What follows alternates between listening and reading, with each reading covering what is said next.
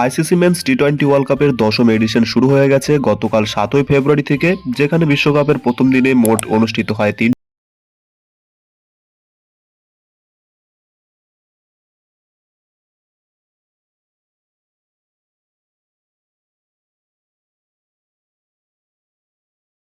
দেখে নেওয়া যাক বিশ্বকাপের প্রথম দিনের এই ৩টি ম্যাচের হাইলাইটস কি পয়েন্টগুলি। টি-20 ওয়ার্ল্ড কাপ ২০২৬-এর পর্দা ওঠে কো-হোস্ট শ্রীলঙ্কার মাটিতে, যেখানে পাকিস্তান বনাম নেদারল্যান্ডের মধ্যে প্রথম ম্যাচ দিয়ে শুরু হয় এই বিশ্বকাপ। শ্রীলঙ্কার কলম্বো থেকে সকাল ১১টার সময় শুরু হয় বিশ্বকাপের এই প্রথম ম্যাচটি, যেখানে পাকিস্তান তারা টসে জিতে বল করার সিদ্ধান্ত নেয়। নেদারল্যান্ডের হয়ে ব্যাট করতে নেমে ওপেনার মাইকেল লেভিট তিনি ১৫ বলে ২৪ রান করেন। পাকিস্তানি সালমান মির্জার বলে নেদারল্যান্ডের প্রথম উইকেটের পতন হয়, যার পর মিডল অর্ডারে ব্যাস ডিলেডি ২৫ বলে ৩০ রান করেন এবং ক্যাপ্টেন স্কট এডওয়ার্ড তিনি ২৯ বলে ৩৭ রান করতেই সমর্থ হন। পাকিস্তানের হয়ে বোলিং স্পেলে সালমান মির্জা ৩ উইকেট, আবরার আহমেদ, মোহাম্মদ নওয়াজ এবং সাইম আইয়ুব এই তিনজনই দুটি দুটি করে উইকেট সংগ্রহ করতে পারেন, যার ফলে নেদারল্যান্ড ১৯ ওভার ৫ বলে সমস্ত উইকেট হারিয়ে তারা ১৪৭ রান করতে সক্ষম হয়। নেদারল্যান্ডের বিরুদ্ধে এই ছোট রান চেস করতে নেমে পাকিস্তানের ওপেনার সাহেবজাদা ফারহান এবং সাইম আইয়ুব এই দুজন মিলে পাওয়ার প্লেতে দুরন্ত শুরুটা করেন পাকিস্তানের হয়ে, যেখানে সাহেবজাদা ফারহান ৪টি ৪ এবং ২টি ৬-এর মাধ্যমে ৩১ বলে ৪৭ রান করেন। অপরদিকে সাইম আইয়ুব ১৩ বলে ২৪ রান করে আউট হয়ে যান। আরিয়ান দাতের বলে পাকিস্তানকে পরপর দুটি বড় ঝটকা দেয় নেদারল্যান্ডস দল, যেখানে অল্প রানে পাকিস্তানি ক্যাপ্টেন সালমান আলী আগা প্যাভিলিয়নে ফিরে যান, যার পর মিডল অর্ডারে ধীর গতিতে বাবর আজম ইনিংস খেলতে থাকেন, যার ফলে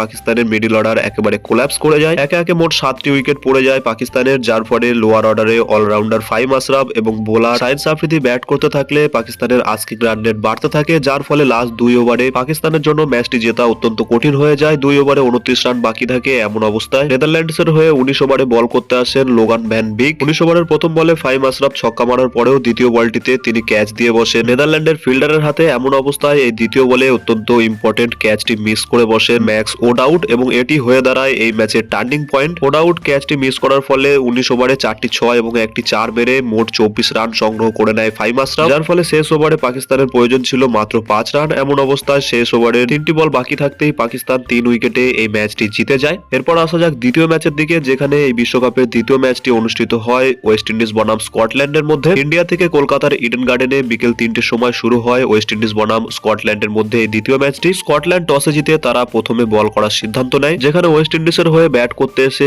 ওপেনার ব্রেন্ডন কিং তিনি ৩০ বলে ৩৫ রান করেন। অপরদিকে ক্যাপ্টেন শেহ ২২ বলে মাত্র ১৯ রানই করতে পারেন, যার পর নাম্বার 3-তে মিডল অর্ডারে খেলতে আসেন সিমরান হেটমায়ার, তিনি নাম্বার 3 পজিশনে এই ম্যাচে ওয়েস্ট ইন্ডিজের হয়ে খেলতে নামেন এবং তিনি একটি অত্যন্ত গুরুত্বপূর্ণ ইনিংসও খেলেন, যেখানে তিনি ১৭৭.৭৮ স্ট্রাইক রেটের সঙ্গে ৬টি ৬ এবং ২টি ৪-এর মাধ্যমে তিনি দুরন্ত অর্ধশতরান পূর্ণ করেন এবং ৩৬ বলে ৬৪ রানের একটি অনবদ্য ইনিংস খেলেন এই ম্যাচে। হিটমায়ারের এই ঝোড়ো গতির ইনিংসের সাথে রোমান পাওয়েলও ১৪ বলে ২৪ রান করে যান। স্কটল্যান্ডের বিরুদ্ধে এই ম্যাচে ওয়েস্ট ইন্ডিজের হয়ে ফিনিশিং এর দায়িত্বে সার্ফেন রাদারফোর্ডও ২০০ স্ট্রাইক রেটের সঙ্গে ১৩ বলে ২৬ রানের একটি অনবদ্য ইনিংস খেলেন, যার ফলে ২০ ওভার শেষে ৫ উইকেট হারিয়ে ওয়েস্ট ইন্ডিজ বোর্ডে ১৮২ রান তুলে নেয়। স্কটল্যান্ড ১৮৩ রান চেস করতে নামলে তাদের ওপেনারদের অতি দ্রুতই পতন ঘটে। সামার জোসেফের বলে বাউন্ডারি লাইনে একটি দুরন্ত ক্যাচ নেন সিমরান হেটমায়ার। নেদারল্যান্ডের হয়ে মিডল অর্ডারে ক্যাপ্টেন রিচি বেরিংটন ২টি ৬ এবং ৩টি ৪-এর মাধ্যমে ১৭৫ স্ট্রাইক রেটের সাথে তিনি ২৪ বলে ৪২ রান করেন। এছাড়াও নেদারল্যান্ডের মিডল অর্ডারে টম ব্রুস ২৮ বলে ৩৫ রান করেন। ১৭ ওভারে ওয়েস্ট ইন্ডিজের হয়ে বল করতে আসেন রোমারিও সেফার্ড, যিনি এই ওভারে প্রথম বলে তিনি ১ রান দিয়ে পরপর ৩টি বলে ৩টি উইকেট নিয়ে তিনি এই বিশ্বকাপের প্রথম হ্যাটট্রিকটি নিয়ে নেন। স্কটল্যান্ডের বিরুদ্ধে তার এই স্পেলে তিনি ৩ ওভার বল করে মাত্র ২০ রান দিয়ে ৫টি উইকেটও সংগ্রহ করে নেন। এছাড়া জেসন হোল্ডারও ৩ ওভার ৫ বল করে মাত্র ৩০ রান দিয়ে তিনিও ৩টি উইকেট সংগ্রহ করে ওয়েস্ট ইন্ডিজের হয়ে প্রথম প্লেয়ার হিসাবে তিনি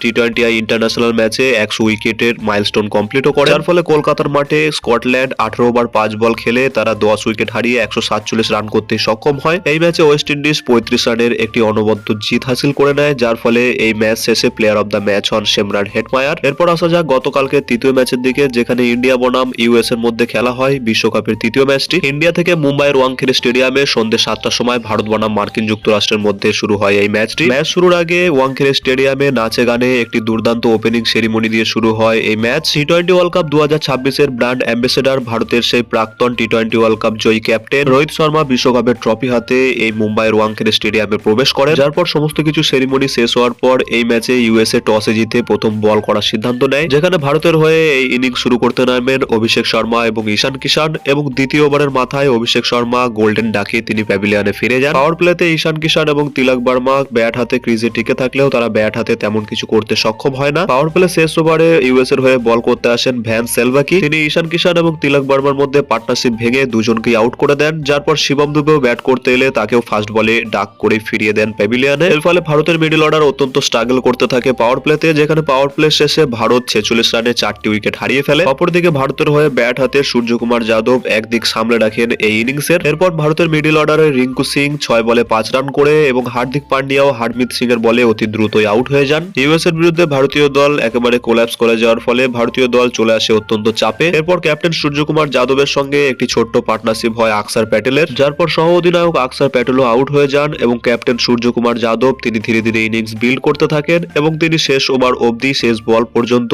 এই ইনিংসে টিকেও থাকেন। 4টি 6 এবং 10টি 4-এর মাধ্যমে 171.43 স্ট্রাইক রেটের সঙ্গে সূর্যকুমার যাদব 49 বলে 84 রানের একটি অনবদ্য ইনিংস খেলে ভারতকে 161 রানের একটি গুড টোটালে পৌঁছে দেয়। ভারতের বিরুদ্ধে ইউএসএ এই ম্যাচে 162 রান চেস করতে নেমে তাদের opener wicket keeper Andrés Gauss দ্বিতীয় ওভারের মাথায় গিয়ে সিরাজের বলেই আউট হয়ে যান। মোহাম্মদ সিরাজ, যিনি কিনা বিশ্বকাপ শুরু হওয়ার আগের দিন পর্যন্ত ভারতীয় দলে ছিলেন না, সেই মোহাম্মদ সিরাজ ওয়ার্ম আপ ম্যাচে চোট পাওয়া হর্ষিত রানার পরিবর্তে ভারতীয় দলে বিশ্বকাপের ঠিক একদিন আগেই ভারতীয় দলের সঙ্গে যুক্ত হন এবং কাকতালীয়ভাবে বিশ্বকাপের প্রথম ম্যাচে জসপ্রীত বুমরা অসুস্থতার কারণে না খেললে এমন অবস্থায় মোহাম্মদ সিরাজকে সুযোগ দেওয়া হয় প্রথম ম্যাচে। বিশ্বকাপের একদিন আগে পর্যন্ত ভারতীয় দলে না থাকা সেই মোহাম্মদ সিরাজ তার প্রথম ওভারে বল করতে এসেই ওপেনার অ্যান্ড্রিস গাউসকে আউট করে দেন। তৃতীয় ওভারের মাথায় আর্শদীপ সিং ও ইউএস এর ক্যাপ্টেন মোনাক প্যাটেলকে 0 রানে প্যাভিলিয়নে ফিরিয়ে দেন। ইউএস এর এই ইনিংসে চতুর্থ ওভারেই মোহাম্মদ সিরাজ তার দ্বিতীয় ওভার বল করতে এলে পাওয়ার প্লের মধ্যে তিনি আরো একটি উইকেট নিয়ে নেন। সাইতেজা মাকামুল্লাহকে মাত্র 2 রানে তিনি আউট করে দেন, যার ফলে পাওয়ার প্লের মধ্যেই ইউএস এরও 4টি উইকেট পড়ে যায়। এমন অবস্থায় আমেরিকার হয়ে মিলান্ত কুমার এবং সঞ্জয় কৃষ্ণমূর্তির মধ্যে একটি ধীরগতির পার্টনারশিপ হয়। অবশেষে এই পার্টনারশিপ ধরা পড়ে বরুণ চক্রবর্তীর জালে। এরপর ভাইস ক্যাপ্টেন আকসার প্যাটেলও পরপর 2টি উইকেট নিয়ে ভারতের জিত একেবারে নিশ্চিত করে ফেলে। ভারতের হয়ে এই বোলিং স্পেলে সিরাজ 3টি, আর্শদীপ 2টি, আকসার প্যাটেল 2টি এবং বরুণ চক্রবর্তী 1টি উইকেট নিয়ে ইউএসএ কে 20 ওভার শেষে 132 রানে আটকে ফেলে, যার ফলে ইন্ডিয়া এই কম টার্গেটও ডিফেন্ড করতে নেমে 29 রানের একটি জয় লাভ করে। এই ছিল বন্ধুরা গতকাল বিশ্বকাপের 3টি ম্যাচের সমস্ত হাইলাইটস পয়েন্টগুলি। তোমাদের ভিডিওটি কেমন লাগলো ভিডিও নিচে কমেন্ট সেকশনে অবশ্যই জানাও, আর ভিডিওটি ভালো লাগলে অবশ্যই একটি লাইক করে চ্যানেলের সঙ্গে জুড়ে থাকো।